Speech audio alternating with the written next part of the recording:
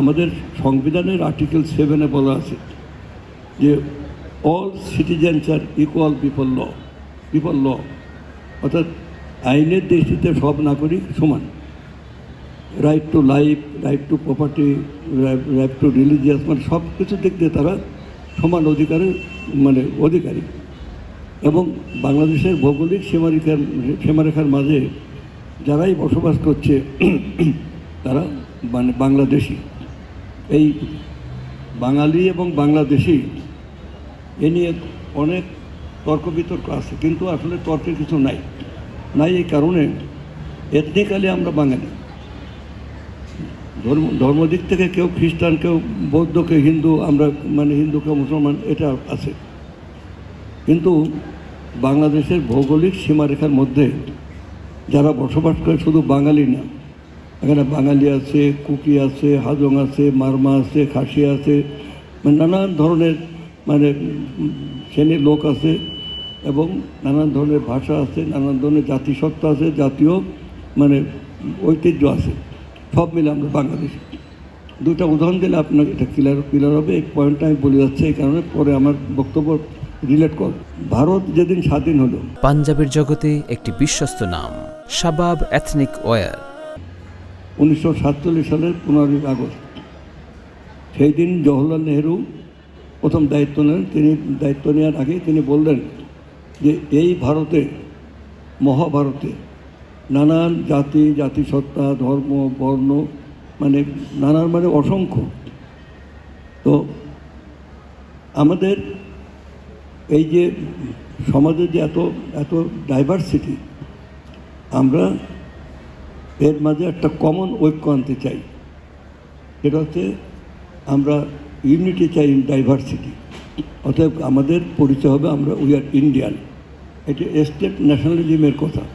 একটা হলো national state, যে একটা জাতি একটা রাষ্ট্র করলো, আর স্টেট ন্যাশনালিজমের পরবর্তী সময় যে একটা দেশের ভৌগোলিক সীমারেখার মধ্যে বসবাসকারী সবার একটা কমন পরিচিত হবে।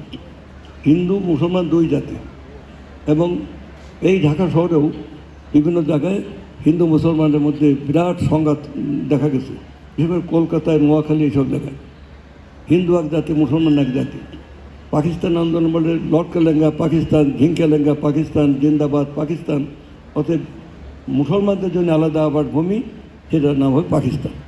কায়দা আজম মোহাম্মদ আলী জিন্নাহর নেতা লাহোর প্রস্তাবের মাঝ দিয়ে।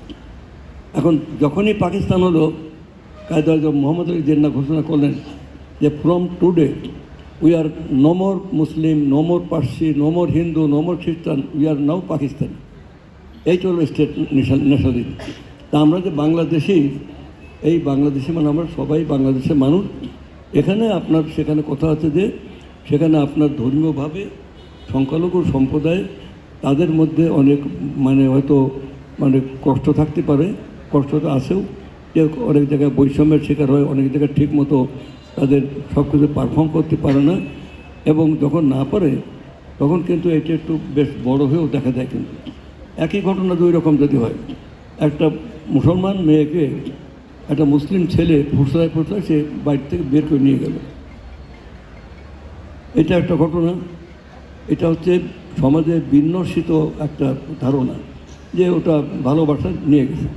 কিন্তু যখন একটা হিন্দু ছেলেকে হিন্দু মেয়ে ফুসলায় নিয়ে যায়, বা হিন্দু মেয়েকে হিন্দু ছেলে, তখন কিন্তু এটা বড় করেই দেখা যায়।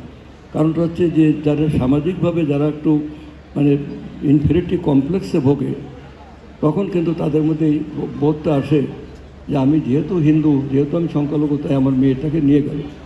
কিন্তু এটা কিন্তু ভারতেও হয়, এখানেও হয়, সব জায়গা হতে পারে। তো যাক, তারপরেও কথা আছে যে আমাদের ধর্ম পালন, আমাদের চাকরি বাকরি, সামাজিক সুরক্ষা, ব্যবসা বাণিজ্য, সব কিছুতে কিছু বৈষম্য, কিছু বঞ্চনা এটা আছে। সেক্ষেত্রে আমাদের বক্তব্য কি, সেটা আমি বলতে চাই।